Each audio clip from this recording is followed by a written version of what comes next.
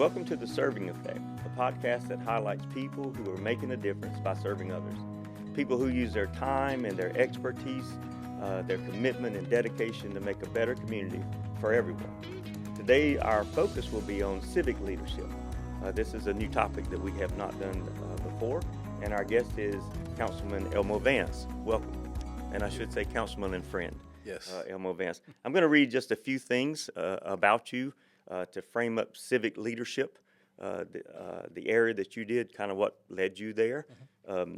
You are a council member and former mayor pro tem Yes. of the town of Garner Town Council. You were appointed in 2019. Correct. And the passing of Jackie Johns. Yes. I thought that was who it was. And then you have continued to be reelected, which signifies that the community believes in your leadership. Yes. There. I'm going to share just a few boards that you serve on. I have served on boards and been in board meetings, and that is a lot of work. Yes, sir. So a lot of the downtown and economic development. Yes, sir. You had Garner Economic Growth as an appointee also to the Garner Economic Development Council and the Revitalization Association. Yes, exactly. Which is doing major work downtown. Sir. If you hadn't been in downtown Garner, you need to go. It's a wonderful place, thriving now. So let's figure out who Mr. Elmo Vance is before we get into all the work that you're doing to serve our community. So tell us a little about yourself and maybe some volunteer opportunities that just as you were growing up or in your adulthood, and then how that transitioned into civic leadership.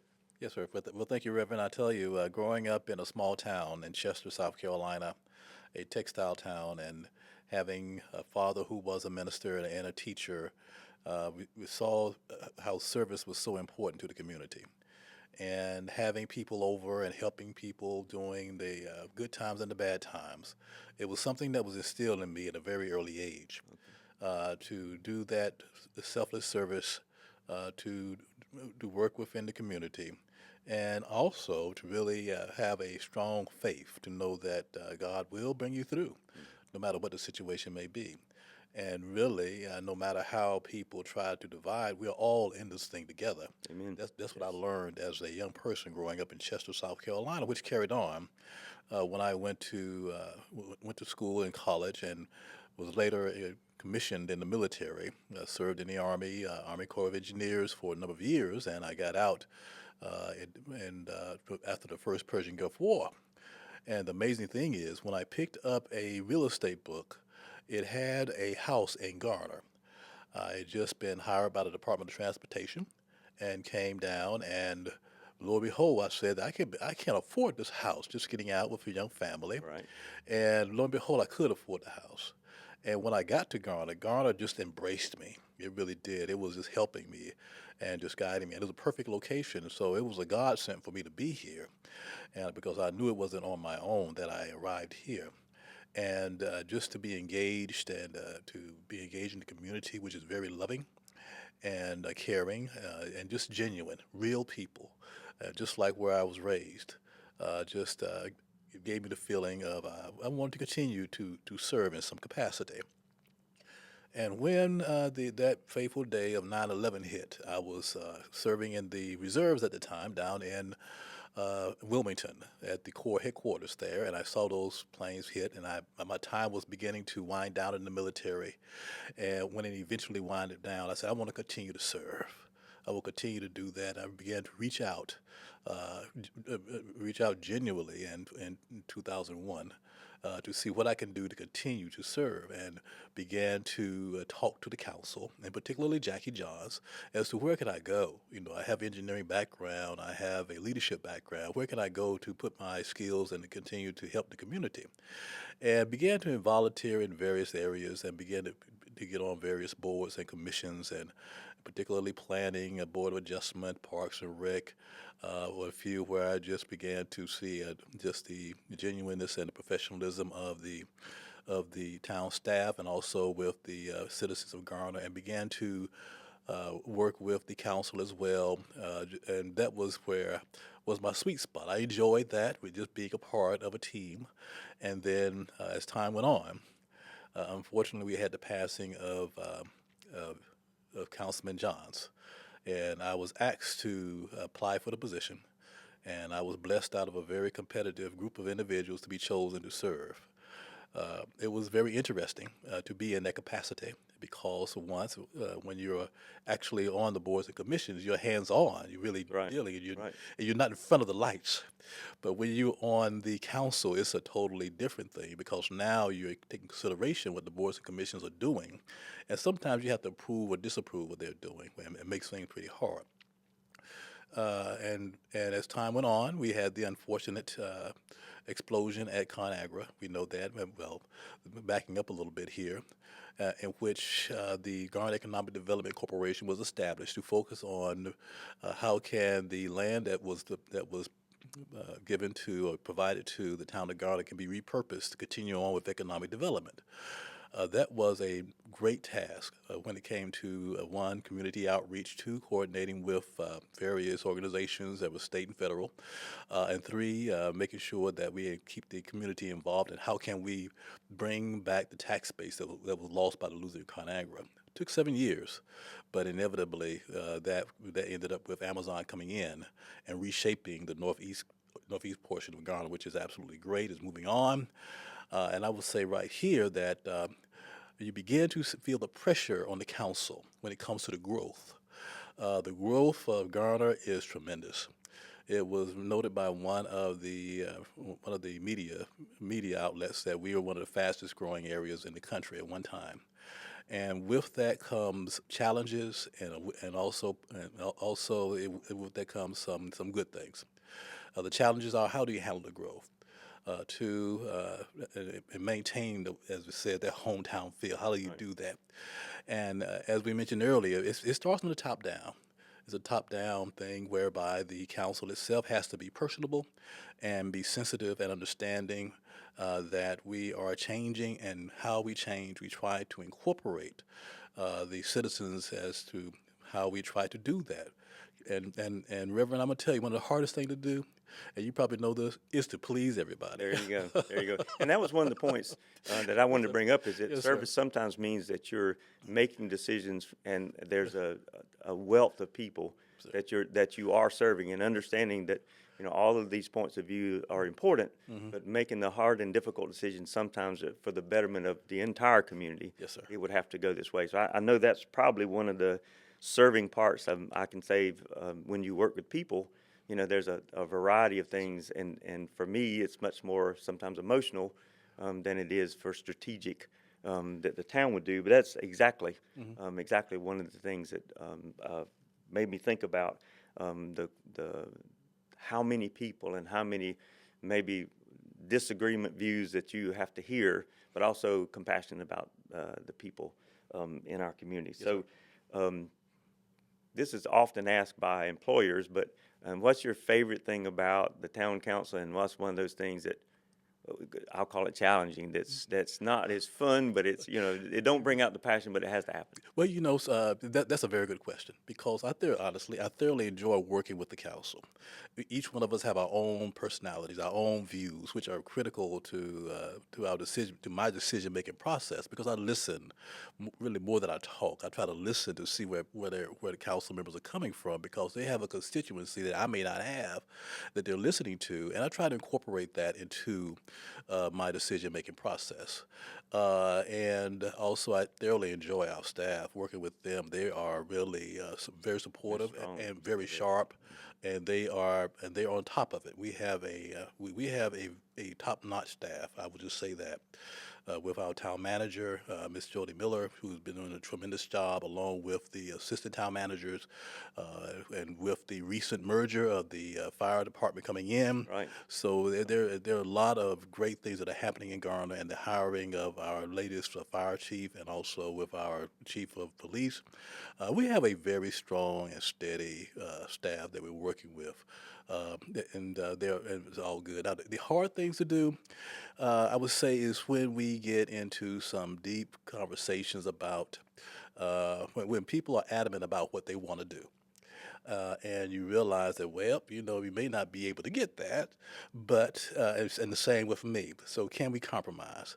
And we make some hard compromises. And what I've learned over the years is that when you leave out of a negotiation, you are you don't get all you want. Right. And, Right. but we settle in a good place, and I believe, from my perspective, that we are settling in a good place.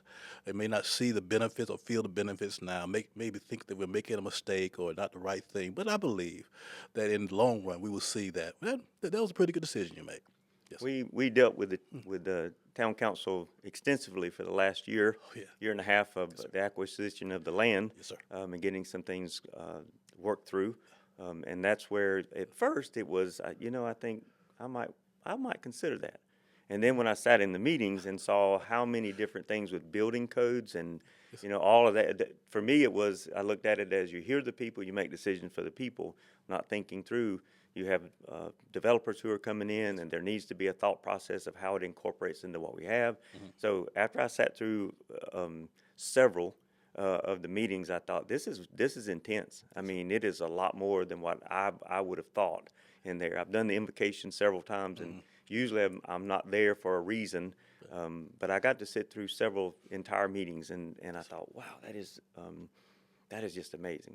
So the moment of service that for you picks out of, your time on the council, and it's just something personally that you thought the town came together. It was something that needed to happen. It doesn't have to be grandiose, but we talk about our service and seeing the impact. I want to know that it's helping my community, and sometimes you're not recognized for it, and sometimes it's not seen. And we have people who love to work in the background. Yes, sir. It was something for you that it was just in my career, in civic leadership. That was just this one time or a couple of times that said, I saw the community, I saw my efforts, it came together, and it was amazing. Oh yes, I tell you, several times that has happened. I will start off with the rougher one. The first time I really saw the community come together was when 540 was coming through, and they were doing the alternative reviews, and one of the alternatives was called the red route. The red route was one which was pretty, I would say, impactful to the community. One that it was disruptive. The community came together to really discuss and to show their dislike for that red route. But it was a part of the DOT process of looking at not only one route but a number of routes, and we go through the evaluation process of each, allowing the public to talk about each one. But when the community came out and specifically pushed back on their red route, I saw the whole town come together. I saw the churches come together. I saw just the communities come together. I saw the business leaders come together. I said, "Wow, this is beautiful." Right. On one accord to push back, which was I was instrumental in helping the decision making process of eliminating the red route. That was one time. The second time I would say was when Scotty McCurry came in and he won American Idol. Oh boy, that was a beautiful Garner day. got on the map. Oh yes, it was just a joyous time. Just to see the wholesome young man singing his heart out, and seeing his family all there and Great family. all together. And I said, yeah. Yeah, I'm Ghana proud. Yes, I am. So I said those are two instances that I would say that I saw the town come together, and really the true nature of Ghana came out then. And I believe that Ghana is a place where we truly, truly care about each other, and it came out during those times. I remember my position was I had a lot of travel involved, and so I would always say, "Where are you from?" And they said, "Well, it's just below Raleigh," because if people could in a different state, okay, I know what Raleigh is. Scotty won, and it was, "Where are you from?" And it said Garner. They would shake their heads, said, "Scotty's hometown." I know where you live. I know exactly where you live. So that was a big thing for the town of Garner, a big recognition Yes, sir. nationally. It was a big day. And he represented so well. He does. He does. He really represented is. so well. His Yeah. his mother has served on our board, Okay. and so the family has been very involved with us, and just a great family all together. And so that's another one of the examples of a family from Garner. Yes. In there. It truly- So working in front of people, behind the scenes, someone may be sitting out there and thinking through, not, even the idea of going into public service in that way. But the town has so many initiatives going on, and the beautification and those kind of things. Are there general things that are places that if I'm sitting there waiting and I just need my place to serve, Yes. as you were saying, I just want to serve. Yes. And you had people who mentored you and brought you along. Yes. So what can we offer the people who are watching and listening today that would say, if I live in Garner, just outside Garner, and I just really want to make this place even better? Gotcha. Well, I would say one is that we have a HR committee that is responsible for our boards and commissions. I would say you go to the Town of Garner website and see what's available, where your interests are. Are you a technical person? Do you have engineering background, or you have a strong interest in a particular area such as design, planning, zoning, and things of that nature? So you may want to look at the various meetings we have and on the various nights for those particular commissions, and you can see how they operate. Typically, they are online. You can go to YouTube and look at the various meetings that we have for particularly planning, and you can go to the meetings and you can sit and watch and see what's going on and see what they're all about, and just get engaged. Just see and look at our website to see what's happening, and because we're always looking for volunteers. For example, for our huge 3rd of July event, we're looking for That is volunteers. huge. Yeah, for That is things, huge. and also with you mentioned I was a part of the Garner Revitalization Association, which is now the Downtown Garner Association, which has the same purpose of revitalizing the downtown. They have a lot of events going down there, like the Christmas parade, which is being led by one of the current mayor pro tem is Damian Dillinger. He's focusing on the Christmas parade through the Optimist Club, but yet still has a town connection, and they always look for volunteers to do that. And there are just a number of areas. I would say just start searching and find out where your interests are, and just jump in and volunteer. Always Okay. looking for 'em. Okay. And I think some of the town updates, things that the town puts out, may spur on you find out there's an initiative or Yes. something going on. I know we are located right next to the Lake Benson Park, and so there's a lot of things that we've thought about. Would there be something that the town that we could do that would, because that is one of the places Oh, yes, it in is. Garner. White Deer and Lake Benson are well traveled. Oh, yes, they are. Well traveled. So we would be the same thing. There may be organizations that are sitting back saying, we would love to do something for the beautification of Garner. Now, if those ideas were swimming around in someone's head, who would they talk to and just say, I've got this thing in my head I want to do, and it may be the same thing that you do. You listen to it, but you come to something that's a better idea or that can be done. Well, you could talk to any of the council members. The council members, in my opinion, are very open and are listening. For example, we have the Veterans Advisory Committee, which is obviously newly formed, but very, very active and engaged. And they were one that just recently organized. They got their bylaws and everything in place properly. So that's one example of an area of interest. And two, you can come to a council meeting. And listen and talk then with staff and also us, to just let us know that you're interested. That happens, and we try our best to guide to the direct resources so they can stay engaged. We are getting a large influx of new individuals, people coming in, because we are one of the fastest growing communities, and they are really activating their own communities and inviting us out to their communities. Okay, to see what they're doing. Say, hey, well, wow, you're doing this, so how can we connect you with other areas of the town that you can continue to grow, and we can continue to connect, and we can continue to be engaged with you and pique your interest that way. And so there's just a number of ways to do it. Really is. I think there's a new dynamic in Garner where there are sections of people who are in the same neighborhoods, and you really have to go there. I know Don was speaking about the fire department and some of the things that they were doing to go into the community and then do their presentations there instead of saying, come to the fire department or set up something as formal, as going to a certain place. Yes. But going right into where everybody lives and doing things so that there is community relationship, which is top down, still very important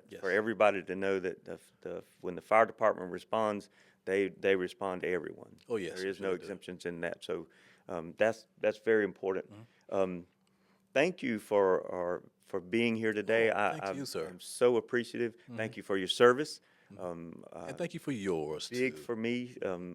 Anybody in the military, I just think that sometimes we don't appreciate how safe we are, knowing that men and women are out there serving the country and willing to die That's true. for the country. So, but you are the model of service in civic leadership. Thank you, sir. And so it's been an honor and for me to learn things that I know Able to Serve is always looking for ways that we can support our town.